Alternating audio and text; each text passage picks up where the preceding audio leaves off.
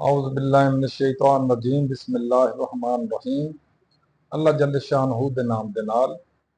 अल्हम्दुलिल्लाहि रब्बिल आलमीन वल आक़िबतु लिल मुत्तक़ीन अस्सलातु वस्सलामु अला रसूलिल करीम। दोस्तों अस्सलामु अलैकुम। मैं डॉक्टर नसीर कालों CNP के प्लेटफॉर्म तो मुखातब हाँ। दोस्तों साडा मुल्क दुनिया च लोग तरक्की कर रहे हैं दिन ब दिन। बहुत सारे मुल्क साडे तो बाद च आज़ाद होए, साडे तो अगे चले गए। जो आज़ाद होए तो उन्होंने हालत इन्नी कमज़ोर सी या पतली सी। ईवन जर्मनी अज जरा यूरोप का एक टाइगर बनया बैठा, वो भी साडे तो बहुत अगे आ, बहुत अगे आ। लेकिन 60 देश दे विच तुहानूं याद आ या नहीं याद, मेरे जिहड़ी जनरेशन या मेरे उम्र के जिहड़े लोग ने शायद उन्होंने थोड़ा बहुत पता होएगा कि जर्मनी नूं पाकिस्तान ने फाइनैंशियल सपोर्ट फाइनैंशियल एड की सी, यानी मुआशी मदद की, उन्होंने पैसे दिते, डॉलर दिते सी। और अज जर्मनी साडे तो इन्ना उत्ते इन्ना अगे निकल गया जिसका हिसाब भी कोई नहीं। असी दोस्ती साडी चाइना नाल बहुत अरसे तो आ। पाकिस्तान ने चाइना की दोस्ती अमरीका नाल करवाई सी, जिहदे को दोनों अमरीका इंतहाई खिलाफ सी चाइना दे। यानी पाकिस्तान का स्टेटस ये सीगा कि ये दुनिया के कामां दे विच अपना एक पंचायत का काम करता सी। जापान नूं पाकिस्तान ने मदद दी। अज जापान देखो कितने पहुंच गया। UAE अरब अमारात, दुबई, अबू धाबी वगैरह वगैरह, ये अज देखो कितने ने। और इन्हां दी जिहड़ी एयरलाइन आ उन्होंने साडे PIA ने सारी ट्रेनिंग, सारी इंस्टॉलेशन और सारी सर्विसेज किस तरह करने, की करना, की कुछ करना, सारा कुछ इन्होंने करवाया। अज साडे पाकिस्तान की PIA खिलाफ हो गई, जिन्हों कोई हाथ लाने को तैयार नहीं है। पाकिस्तान की PIA च लोग सफ़र करना तैयार नहीं, इस वास्ते कि साडे पाकिस्तान दी ट्रेनां की तरह उन्होंने पता ही नहीं मैंने किन्ने बजे आना तो किन्ने बजे जाना, चलना भी है कि नहीं चलना। उन्होंने कोई हड़ताल तो नहीं करके बह गए, उन्होंने कोई पायलट तो नहीं अज बीमार हो गया, उन्होंने कोई स्टीपर तो नहीं कोई पिछे रह गया, वगैरह वगैरह। दोस्तों ये क्राइसिस क्यों है?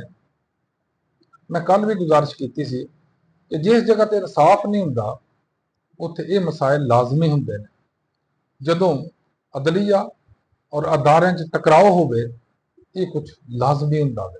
साडे मुल्क की हुकूमत जिहड़ी बनाई गई है, जिहदे मुतलक सारे रो रहे हैं 47 फार्म 47 फार्म वालियां ने या 45 फार्म वालियां ने रल के इस मुल्क नूं की दिता या की कर रहे हैं। मैं चंद गुजारिशात करनी चाह रहा था, तुहाडे सामने ही है कि इन्हां ने सिर्फ वो कानून बनाए ने जिहदे च इन्हां नूं ज़ाती फायदे ने।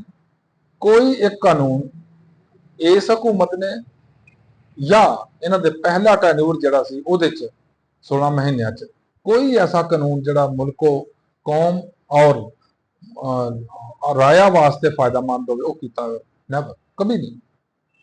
इन्हां जिन्ने कानून बनाए, खा वो नैब के कानून ने, खा वो इलैक्शन के कानून ने, खा वो किसी भी किस्म की कानून साजी की, सारी कानून साजी सिर्फ ये की ने इन्होंने फायदा कितों पाना। दोस्तों जिस मुल्क च कानून साजी भी उमरा और साहब इकतदार अपनी ख्वाहिश और अपनी फायदे की खातर करनगे, वो मुल्क की तरक्की करेगा। हुण चंद दिनों की मिसाल है कि PTI जेरे हिरासत भी है, जेरे अताब भी है। PTI दे बहुत सारे बंदे गिरफ्तार ने। वो 9 मई का वो कहते इन्हें खुद कराया, ये कहते PTI ने किया। वल्ला आलम की होया, किस तरह होया, ना इंक्वायरी उहदी होई, ना उहदी तफ्तीश होई, ना उत्ते कोई इंक्वायरी बोर्ड बैठा, ना कोई इंक्वायरी ट्रिब्यूनल बैठा। अजे तक भी कुछ विचारिया भी वो किस तरह होया, किन्ने किया, क्यों किया, किस तरह किया, वगैरह वगैरह। लेकिन उहदे नाल नाल हुण देखो कि 2 साल पुराना एक साडे chief justice high court Lahore दे रहे ने, उन्हां दे एक बेटी का केस सी, एक्सीडेंट किते होया, ਉਹਦੀਆਂ 2 साल ਦੀਆਂ पुरानियां तस्वीरां कढ़ के लाए ने CCTV कैमरा दियां। लेकिन 9 मई का CCTV कैमरे किस एक दी भी तस्वीर नहीं मिलती पई भी कित्थे आया की होया।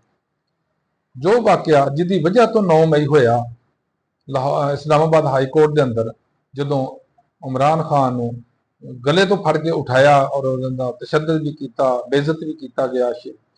साडे वजीर आज़म साबका ही सही, इंसान हर एक की एक इज्जत आनर डिगनिटी होंदी है। उस तो बाद जो सब कुछ 9 मई का होया वा, कोई भी इनकुआरी करने तैयार नहीं है। और उस हाई कोर्ट के अंदर जड़े CCTV कैमरे से उन्होंने रिकॉर्डिंग भी सारी खत्म कर दी गई है। ये साडे इंसाफ और कानून उहदा स्टेटस है या रुतबा है या उहदा सूरत हाल है। दोस्तों बड़ी हैरानगी की गल आ कि बहुत अरसा पहले कहा जाता सी कि औरतां ने इन्हों स्पैशल रायत दी जाती है कि औरतों बीइंग एक खातून उन्होंने रिलैक्स कर दिओ, उन्हें घर के काम करना, उन्हें बाप की खिदमत करनी, उन्हें बच्चों की करनी, उन्हें ये करना, उन्हें वो करना। औरत होंदिया उन्होंने बहुत सारी सहूलतां दी जांदियां सी और अगर उन्होंने जेल भी सी, जेल चों भी उन्होंने रहा कर दिता जाता सी। लेकिन इस दौर च ये चल रहा कि जड़ियां औरतां बेगुनाह जड़ियां फसियां पईयां ने, जड़ियां बेचारियां साल सवा साल तो जेल कट्टन डईयां ने, उन्हों की जमानत नहीं ली जाती। अगर जमानत हो जाती है कोर्ट च, उन्होंने होर किसी केस फड़ लिया जाता। जिहदी ताज़ा मिसाल मैं हैरान हाँ भी साडे कानून बनाने वाले और कानून ते अमल दरामद कराने वाले और साडी अदलिया कित्थे बैठी है। सनम जावेद का चंद परसों की बात है, परसों ही उहदी हाई कोर्ट लाहौर ने बेल लई आ कि सवा साल तो उन्होंने क्यों अंदर दिता, उन्होंने उतों फारग किया कढ़िया तो उन्होंने जनाब FIA ने फड़ लिया एक होर केस ची कि इन्हें अज तो कोई साल डेढ़ साल पहले कोई पता नहीं एक्स किया सी या कोई ट्विटर किया सी या शेयर किया सी, वट जो भी किया सी वो एक परचा दे के उसे गिरफ्तार कर लिया। उतों की अदालत ने उन्होंने उतों रिलीज किया, उतों निकलती फिर फड़ लिया MPO के तहत। अजीबो गरीब मामला, अजीबो गरीब कानून, अजीबो गरीब हालत है साडे मुल्क की। जिस मुल्क च एक खातून तो इन्ना पूरा निज़ाम डरन डया, पूरा निज़ाम हुकूमत का, पूरी मुकन्नना साडी जिन्हें 372 के किन्ने बैठे ने उत्थे असैंबलियां च, ये डरन डे ने। मैं हैरान है इस मुल्क का की बनेगा। अगर वो औरत बाहर आ जाती है कि उन्हें आके बंब चला देना, कि उन्हें आके फायरिंग कर देनी है, कि उन्हें कोई ड्रोन के उत्ते हमला कर देना ड्रोन लैके, कोई भी ऐसी गल नहीं। ऐसा डर, ऐसा उस औरत तो खौफ, ऐसा उस दौर औरत तो फोबिया इस निज़ाम पूरे में। हैरानगी की गल है बन की दिया तो बनेगा की इस मुल्क के अंदर। गिरफ्तार करना एक डिग्निटी है हर औरत का, एक एहसान अपने इंसानी हकूक ने हर इंसान के। इस कदर वायलेशन, इस कदर पामाली इंसानी हकूक की कि जिन्हों मर्जी जितों मर्जी जो मर्जी जिस तरह मर्जी गिरफ्तार कर लो, नहीं होना चाहिए। ना यह शरी तौर पर जायज़ा, ना यह कानूनी तौर पर जायज़ा और ना ही इखलाकी तौर पर जायज़ा। इकानमी इन्हों को संभाली नहीं जा रही, इखलाकियात इन्हों को है कोई नहीं। फार्म केड़े ते बन के आए ने, कोई जवाब नहीं इन्हों को केड़े ते आए, 45 ते आए, 47 ते आए। आई डोंट माइंड के केड़े जाए, मैंने दिलचस्पी नहीं है। लेकिन कुछ ना कुछ अखलाकी तौर पर इस गवर्नमेंट को होना चाहिए कि तुम एक औरत को इन्ना डरन डे हो। सूबाई हुकूमत भी डरी जान रही है, मरकजी हुकूमत भी डरी जान रही है। एक तहरीक लबैक वाले ने आके थे कर लिया अपने धरना दे दिता, उन्होंने बड़ी इजाजत दे दी है। सिर्फ फलस्तीन के मामले च फलस्तीन के इशू के उपर उन्हें आके धरना दिता तो उन्होंने धरना देने की भी इजाजत दी, मार्च की भी इजाजत देती है। लेकिन होर इस तो पहले इस्लाम जमात इस्लामी ने आके धरना दिता ही, वो घर चढ़ाती, उन्होंने उथों उठाता। अगर होर कोई जमात भी इहदे खिलाफ इसराइल के खिलाफ कोई एहतजाज करना चाहती है, उन्होंने डांगा सोटिया लैके मगर चढ़ जाते हैं। अजीब तमाशा इस मुल्क का। इस मुल्क च इस कदर जुल्म बरबरीयत है कि एक नूं ते हर चीज़ की राय तक जो मर्जी करता फिर, और दूसरे नूं ਉਹਦੇ मगर गोलियां भी चलाते हैं, ਉਹਦੇ मगर डांगा भी चलाते हैं, ਉਹਦੇ मगर आंसू गैस भी चलाते हैं। नहीं होना चाहिए, बिल्कुल नहीं होना चाहिए। क्यों?